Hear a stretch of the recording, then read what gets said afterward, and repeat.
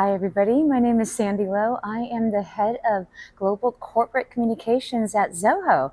We are here at Zoholics Houston, and I'm talking to Ryan Haverberg of Amphibious Medics. How are you, Ryan, today? I'm doing well, Sandra. Yeah, Thank you. tired yet? It's a long day. It's Oh, good. yeah. A lot of information today. Yeah, well, thanks for chatting with me. Absolutely. Wow, I mean, you were on stage today sharing some pretty phenomenal use cases.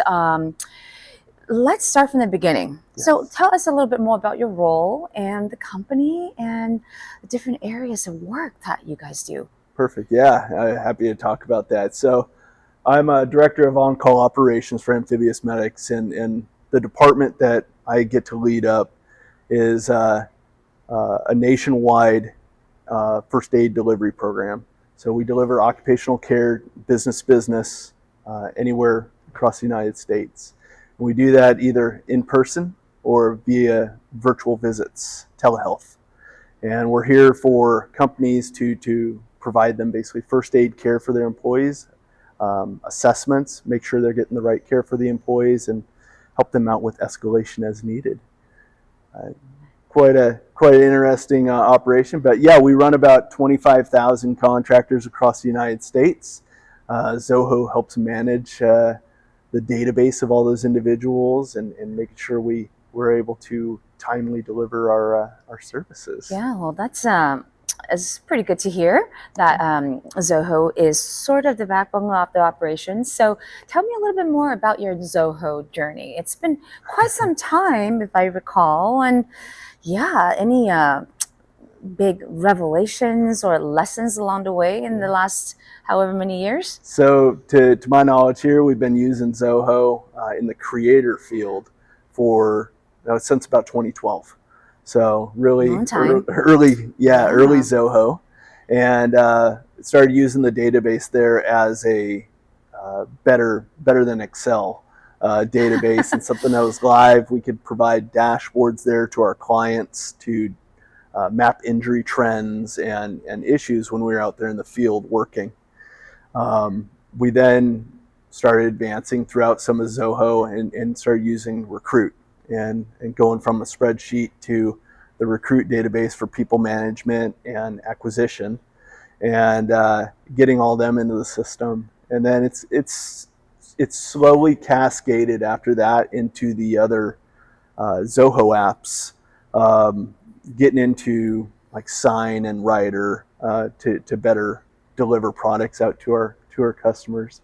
But finally, in about a year ago or so now, we opted in for Zoho One and started taking on that sphere of even more apps available to us and our team there for creativity and helping them out with their job. Yeah. Okay. Wow. Yeah. So let's see.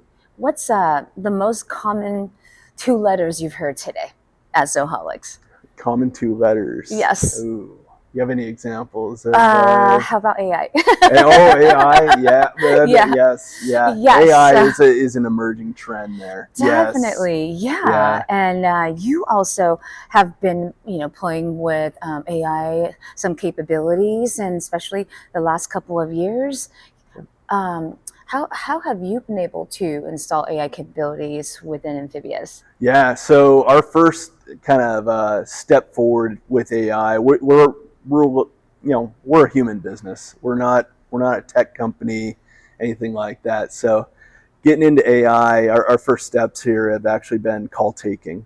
And when all of our live human dispatchers and coordinators are busy and we can't answer a call there from our clients in a timely manner, we escalate there to an AI operator to help take in that call.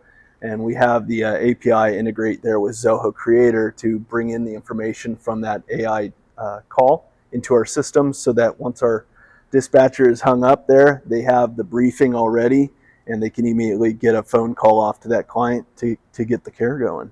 Okay, I see. That's great. And then, so was it tough? Like, what decisions did you have to make that first move?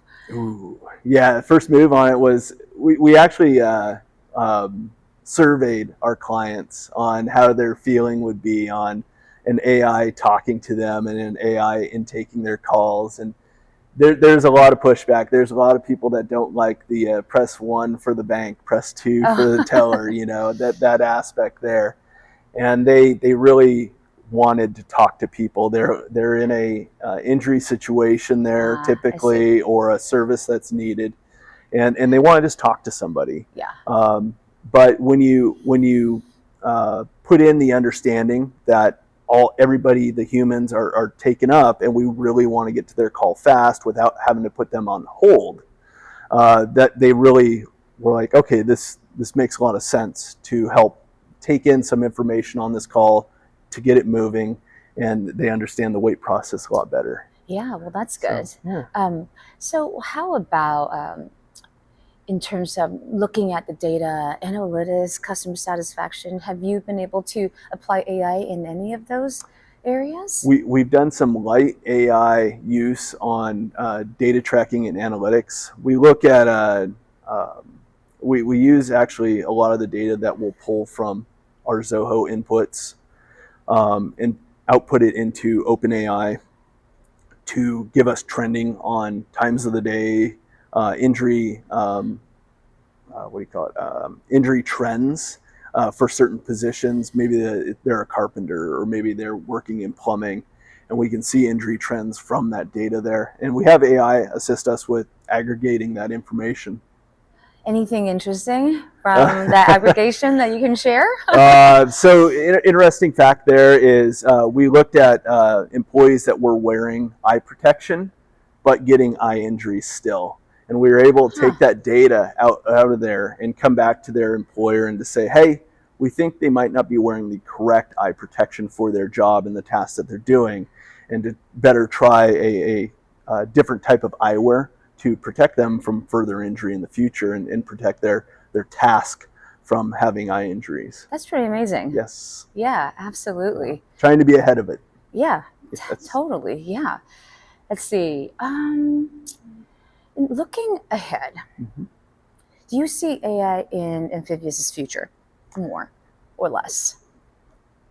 I think in the future, I see it as integrating a bit more. We have been in talks with our Zoho partner on integrating narrative generation there for our caregivers that are rewriting a lot of their care notes and are having to take a lot of time with that, where we can utilize their shorthand and everything that they're doing currently to generate a larger paragraph and narrative for their writing, so they don't have to repeat it as much as they are. It allows them to make a quicker note of their visit. And then also with the AI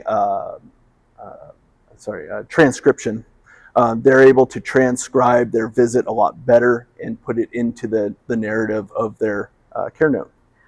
That's great. Yes. So through the last couple of years of AI exploration, have you or anyone on your team and company been surprised by what AI can do? Ooh, I think a lot of it was finding out analytics that we weren't tracking. So we had pushed looking for a certain value in AI or in analytics on a factor, but then we asked it, hey, is there anything else that you see trending here, or anything that comes across as abnormal?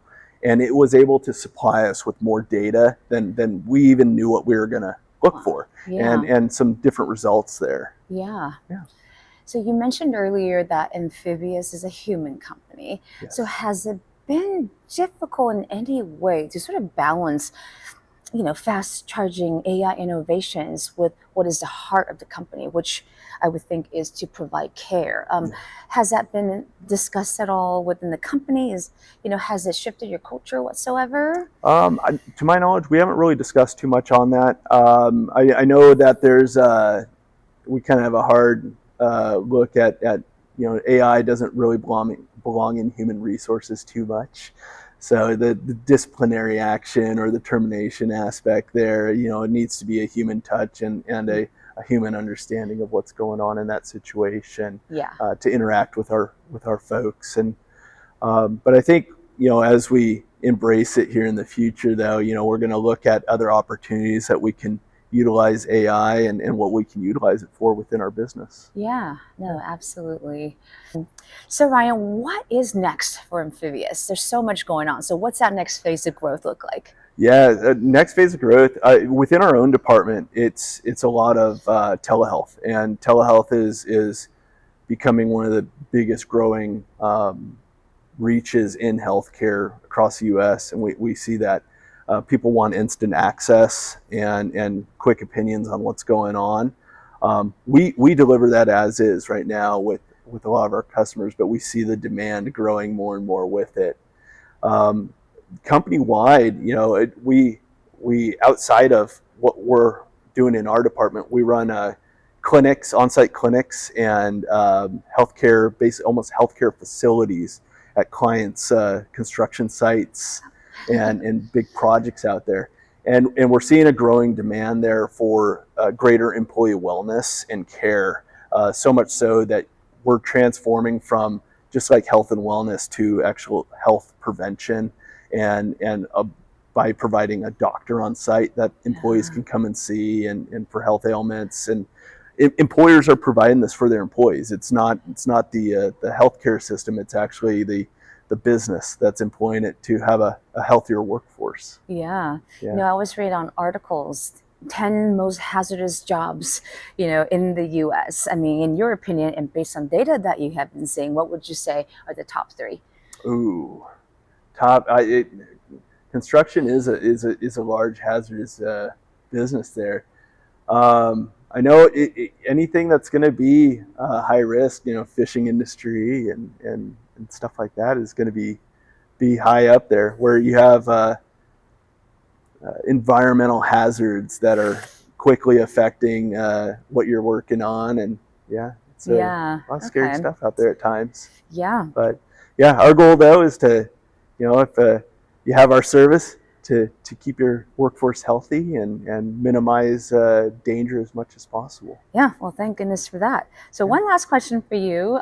We appreciate you speaking on our main stage today. Let me ask you, if we fast forward a year, Zoholics 2027, and if you are back on stage talking about AI, what do you think you'll be talking about then? Oh man, I think it's gonna kind of go back on this conversation we had. Like, how much more have you deployed? How much more have you now utilized it? What improvements and workflows there have you used to optimize your business? And I think as it gets better and better, we're just going to see a lot more satisfaction in people's jobs with getting rid of multiple tasks that they have to do by having more automation going on, and having some of these AI models here help out with that a lot. So I see that as a big possibility there, and something that we could work towards. I agree. Well, Ryan, thank you so much for talking with me. Appreciate you being here. Appreciate your time. Absolutely. Thank you, Sandra. I appreciate it. Thank you.